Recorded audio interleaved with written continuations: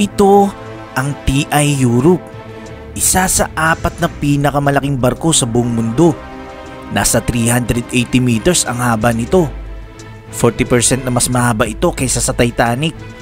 Ang barkong ito ay gawa sa makakapal na bakal na dinisenyo para magkarga at magtransport ng langis. Kaya nga tinatawag itong super tankers. Ang barkong ito ay kayang magkarga ng 3 milyong bariles ng langis.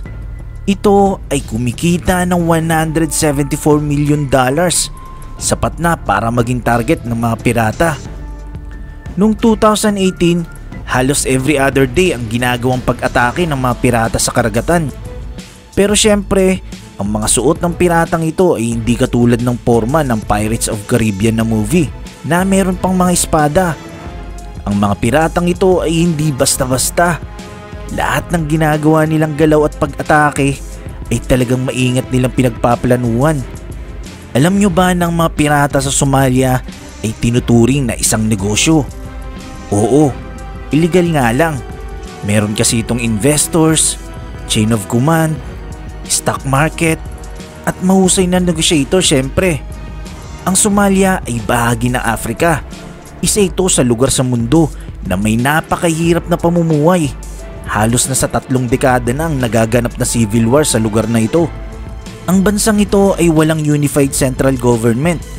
Ang bahaging north nito ay nahahati sa 2 independent pero hindi kinikilala bilang estado. Ito ang Somaliland at Puntland. Ang south naman nito, 2 ang kumokontrol dito. Ang isa ay ang federal government na nakabase sa kapitolyo nito at ang pangalawa ay ang malaking grupo ng mga terorista. Dahil dito, ang pagpapatayo ng mga establishmento tulad ng eskwelahan at mga ospital ay napakahirap gawin. So nai-imagine nyo na kung gaano kahirap ang buhay dito. Ang masaklap pa rito, mahirap ang kabuhayan dito. Yung legal yung tinutukoy ko ha. Kahit pagtatanim ay malabo rito. Kasi nasa 1.8% lang ang lupa rito na pwede taniman. Ang klima pa rito ay sobrang init. Kung titignan mo ang haba ng coastline ng bansa, mukhang pangingisda ang maaaring pangunahing source of income dito. Kaso hindi rin. Dahil maraming isdang namamatay sa tabing dagat ng Somalia dahil sa mga toxic waste. So paano sila kumikita?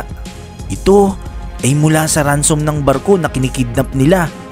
Ang average ransom na nakukuha nila ay nasa $2.7 million.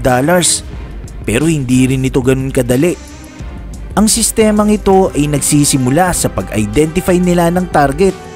Ang ideal na biktima nila ay dapat nagmula sa mayamang bansang isang barko. Nadadaan ang ruta nito malapit sa coast ng Somalia. Pag na-identify na ang target, ang next step naman ay financing. Sa isang pag-atake kasi, maaari itong gumastos ng $30,000 pataas. Malaki na yun sa Somalia. So dito na papasok ang mga investors sa pamamagitan ng pagbili ng shares sa stock market. Teka, stock market? Oo, ang Somalia ay may sariling stock market para sa mga pirata. Dito, nakakapag-raise ng pondo ang mga pirata. So pag na-identify na nila ang target nila at meron na itong pondo, dito na nila sisimulan ng pag-atake. Ang isang malaking barko, madalas nasa 4 hanggang 20 na pirata ang umaatake rito. Kapag malapit na ito sa target na barko, maghahati ito sa 2 maliliit na chaser boats. Ito yung bangkang demotor na mabibilis umandar. Pag nakalapit na sa mismong barko, gumagamit ito ng lubid at hagdan para tuluyang mapasok ang barko. Hindi basta-basta ang armas na dala ng mga piratang ito. Kasi kung magtatangkang maglaban ng mga crew ng barko, ang mga piratang ito hindi magdadalawang isip na may pagpalitan ng putok dito gamit ang AK-47 at rocket launcher. Pag nakapasok na ito, titipunin ng mga pirata ang lahat ng mga crew, ipapasok sa isang silid at sisirain lahat ng kanilang mga komunikasyon. Ang susunod na step nila ay depende sa business model ng mga pirata. May mga pirata rin kasi katulad sa Southeast Asia, ang madalas na goal nila ay nakawin ang lahat ng langis na karga nito saka ibebenta ng mura. Pero ibahin nyo ang mga pirata sa Somalia. Dahil ang ginagawa nila, kinikidnap nila ang mismong barko kasama ang mga crew nito. Sa kanila ito idadaong sa malapit na pantalan ng Somalia. At dito na magsisimula ang negosasyon mula sa mga pirata at may-ari ng barko. Ang negosasyon na ito ay madalas nagtatagal ng ilang buwan. Nakakapag-usap ang magkabilang panig sa pamamagitan ng translator. Actually, maraming hindi nakakaalam na maraming kumpanya ng cargo ship ang may KNR insurance o kidnapping and ransom insurance. Pero syempre ang kumpanya ay hindi maaaring banggitin na insured sila sa ganitong kaso dahil maaaring ma-invalidate ito. Kasi nga naman, syempre kung malaman ng pirata na insured ang barko mas lalo itong magdedemand ng malaking ransom. So madalas, nagkakasundo naman ang magkabilang panig sa presyo. Pag okay na yung agreement, ang mga pirata ay dinadala ang lahat ng crew sa pinakataas na bahagi ng barko para ipakita na ligtas ang lahat ng biyag. Saka darating ang isang helicopter na bitbit ang isang waterproof container na naglalaman ng cash na napagkasunduan. Ilalaglag ito sa barko. Pagkuha ng pirata, sa kanila papakawalan ng barko kasama ang mga biyag. Matapos ang kaliwaan, finally, ito na ang favorite part ng mga pirata sa kanilang trabaho, ang accounting. Una, ang 30% ng buong ransom ay mapupunta sa mga investors. Ang 10% nito mapupunta sa pantalan na pinagdaungan ng barko. And the rest ay mapupunta sa lahat ng mga pirata na umatake. May bonus pa itong mga pirata na $10,000. So paulit-ulit lang nangyayari ang ganitong senaryo kada taon. Ito na kasi talaga ang kanilang sistema. Kaya malaki ang nawawalang pera sa mga shipping company at kumpanya ng langis kada taon. Pero alam nyo ba kung sino ang nagsushoulder ng mga loss na ito? Walang iba kundi tayo. Tayo mismo na consumer ng langis. Ito ang TI Europe, isa sa 4 na pinakamalaking barko sa buong mundo. Nasa 380 meters ang haba nito. 40% na mas mahaba ito kaysa sa Titanic. Ang barkong ito ay gawa sa makakapal na bakal na dinisenyo para magkarga at magtransport ng langis. Kaya nga tinatawag itong super tankers. Ang barkong ito ay kayang magkarga ng 3 milyong bariles ng langis. Ito ay kumikita ng $174 million, sapat na para maging target ng mga pirata. Noong 2018, halos every other day ang ginagawang pag-atake ng mga pirata sa karagatan. Pero syempre, ang mga suot ng piratang ito ay hindi katulad ng forma ng Pirates of Caribbean na movie na meron pang mga espada. Ang mga piratang ito ay hindi basta-basta. Lahat ng ginagawa nilang galaw at pag-atake ay talagang maingat nilang pinagpaplanuhan. Alam nyo ba ng mga pirata sa Somalia ay tinuturing na isang negosyo? Oo, illegal nga lang. Meron kasi itong investors, chain of command, stock market, at mahusay na negotiator syempre. Ang Somalia ay bahagi ng Africa. Isa ito sa lugar sa mundo na may napakahirap na pamumuhay. Halos na sa 3 dekada na ang nagaganap na civil war sa lugar na ito.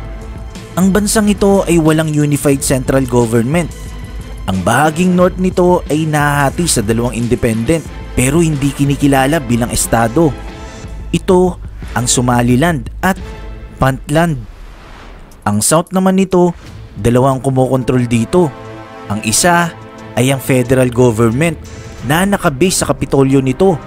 At ang pangalawa ay ang malaking grupo ng mga terorista. Dahil dito, ang pagpapatayo ng mga establishmento tulad ng eskwelahan at mga ospital ay napakahirap gawin. So nai-imagine nyo na kung gaano kahirap ang buhay dito. Ang masaklap pa rito, mahirap ang kabuhayan dito. Yung legal yung tinutukoy ko ha. Kahit pagtatanim ay malabo rito. Kasi nasa 1.8% lang ang lupa rito na pwede taniman. Ang klima pa rito ay sobrang init. Kung titignan mo ang haba ng coastline ng bansa, mukhang pangingisda ang maaaring pangunahing source of income dito. Kaso hindi rin. dahil maraming isdang namamatay sa tabing dagat ng Somalia dahil sa mga toxic waste. So paano sila kumikita? Ito ay mula sa ransom ng barko na kinikidnap nila. Ang average ransom na nakukuha nila ay nasa $2.7 million. Pero hindi rin ito ganun kadali. Ang sistemang ito ay nagsisimula sa pag-identify nila ng target. Ang ideal na biktima nila ay dapat nagmula sa mayamang bansang isang barko. Nadadaan ang ruta nito malapit sa coast ng Somalia. Pag na-identify na ang target, ang next step naman ay financing. Sa isang pag-atake kasi, maaari itong gumastos ng $30,000 pataas. Malaki na yun sa Somalia. So dito na papasok ang mga investors sa pamamagitan ng pagbili ng shares sa stock market. Teka, stock market? Oo, ang Somalia ay may sariling stock market para sa mga pirata.